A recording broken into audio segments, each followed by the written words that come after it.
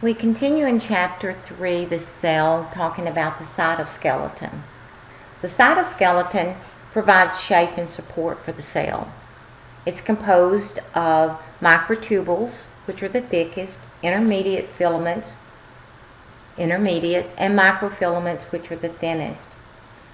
Microtubules and microfilaments are seen to disassemble and reassemble during cell division. The intermediate filaments tend to be more permanent.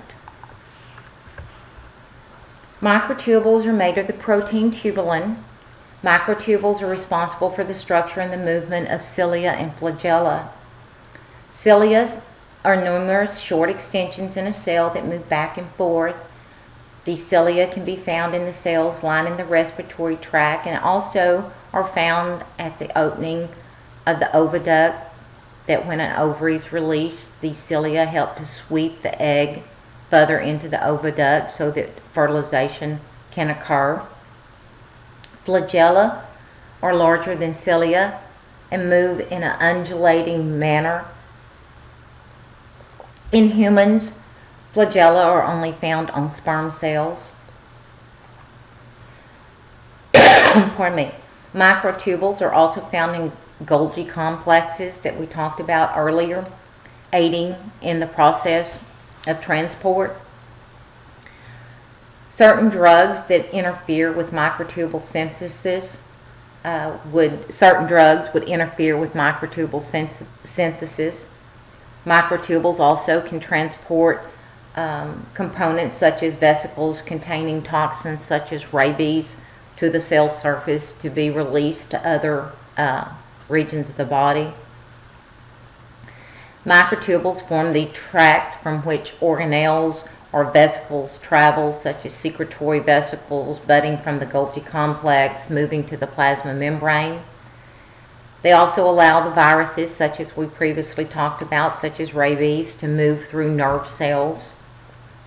And also microtubules, we will see during cell division, play a role in chromosomal separation during when the cell undergoes replication. This just shows representation of cilia on the respiratory tract, which help to act in short wave-like motions, help to keep particles, debris swept out of the respiratory tract from entering the delicate tissue in the lower respiratory tract. The sperm cells with the flagella. Microfilaments are made of the protein actin. They function in muscle contraction, which we'll look at further in a different chapter, as well as they form a band that pinches the cell in two during cell division during the process of cytokinesis.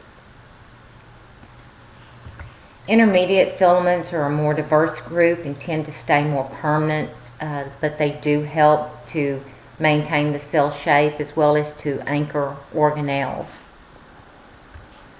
Cellular metabolism is the term given that includes all of the chemical reactions that take place in a cell. Cellular metabolism is organized into metabolic pathways, and each of these pathways contains a series of steps. These metabolic pathways have specific enzymes which are going to speed up each step of this metabolic pathway. Cellular respiration and fermentation generate cellular energy. Both are catabolic pathways. Catabolic pathways means that broken down into simpler compounds, so they release energy, whereas anabolic pathways build complex molecules from simpler ones and consume energy. So cellular respiration and fermentation are both catabolic pathways that release energy. Cellular respiration requires oxygen to break down glucose in a four-phase process. The final products after cellular respiration is energy in the form of ATP, molecule of water, and the waste product of carbon dioxide. Cellular respiration is composed of 4 separate phases: glycolysis, transition reaction, the citric acid cycle, which is also known as the Krebs cycle, and the electron transport change. These phases occur continuously in the cell. In phase 1, glyco means sugar, lysis means splitting. Phase 1 of glycolysis, it occurs in the cytoplasm. It's going to split glucose into 2 pyruvate molecules, generating a net gain of 2 ATP and 2 NADH molecules. Glycolysis, because it occurs in the cytoplasm, does not require oxygen. And so this shows an image of glycolysis you can review in your textbook. During the first steps, the 2 molecules of ATP are consumed in preparing glucose for splitting. 2 molecules of pyruvate are going to diffuse from the cytoplasm into the inner compartment of the cristae, where they pass through a few preparatory steps, the transition reaction. Phase 2 is the transition reaction. It's a link between glycolysis and the citric acid cycle, or the Krebs cycle. After glycolysis, which occurs in the cytoplasm and in the absence of oxygen, glycolysis does not require oxygen. In the presence, when there is oxygen, it will move into phase 2 within the mitochondria in the transition reaction, and this is the primary mechanism of cellular respiration. So during the transition reaction, this carbon dioxide is going to be removed from each pyruvate and going to form 2 Acetyl CoA molecules. The main function of Acetyl CoA is to convey these carbon atoms within the acetyl group to the citric acid cycle, which is the next phase, to be oxidized. In other words, to lose electrons for energy production. And so you can review this in your textbook of the transition reaction. Again, this is in the mitochondria, so this would be when sufficient oxygen is going to occur. The cellular respiration will go through the next phase from glycolysis. Phase 3, citric acid cycle or Krebs cycle, occurs within the mitochondria. Everything after glycolysis, again, glycolysis is in the cytoplasm. Everything after that point in the presence of oxygen, which is our primary mechanism for cellular respiration, is going to occur in the mitochondria. Again, the Acetyl CoA is going to enter the citric acid cycle. Again, the importance is to carry these electrons forward to produce ATP. It's going to release 2 ATP, 2 FADH, 2s, and 6 NADH molecules. Again, because it's in the mitochondria, it requires oxygen. The citric acid cycle is a series of 8 chemical reactions to yield to further ATP. The FADH and the NADH are simply just carriers of these high energy electrons. And so you may review this in your textbook of the citric acid cycle, which is the same thing as the Krebs cycle. You can see that it is occurring in the mitochondria. So the transition reaction, once it got to that phase, was in the mitochondria.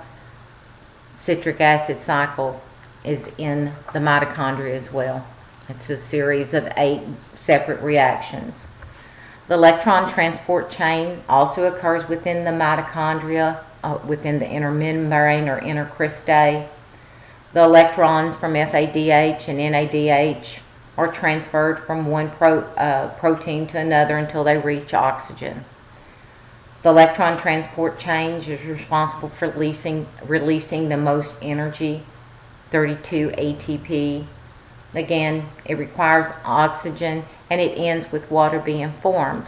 It's also going to end with carbon dioxide being produced, which is a waste product that will be transported through the bloodstream back to the lungs and be exhaled. So The electron transport chain releases the most energy of 32 ATP per glucose molecule. And so again, you may review this in your textbook. This is just an image where the energy is released. It's passing along these electrons from the NADH and the FADH to produce ATP. Eventually the electrons are passed to oxygen, which is the final electron receptor in the electron transport chain. It's going to produce water, 32 ATP, and also a byproduct of carbon dioxide. And this just shows the processes where glycolysis is going to occur in the cytoplasm. That was producing the 2 ATP. In the presence of oxygen, it's going to cellular respiration, will move into the mitochondria, to the transition reaction, to the citric acid or Krebs cycle, and then to the electron transport chain. So if one molecule of glucose going through this process, you have the 2 ATP from glycolysis, the 2 ATP from the citric acid cycle, and 32 from the electron transport chain. So you end up with 36 ATP being produced in the presence of oxygen. Fermentation, such as in yeast, is the breakdown of glucose without oxygen and takes place entirely within the cytoplasm.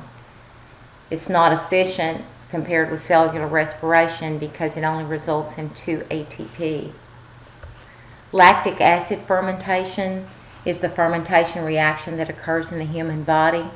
It takes place in muscles during strenuous exercise when the oxygen supply in the muscle cells is insufficient, when we run low.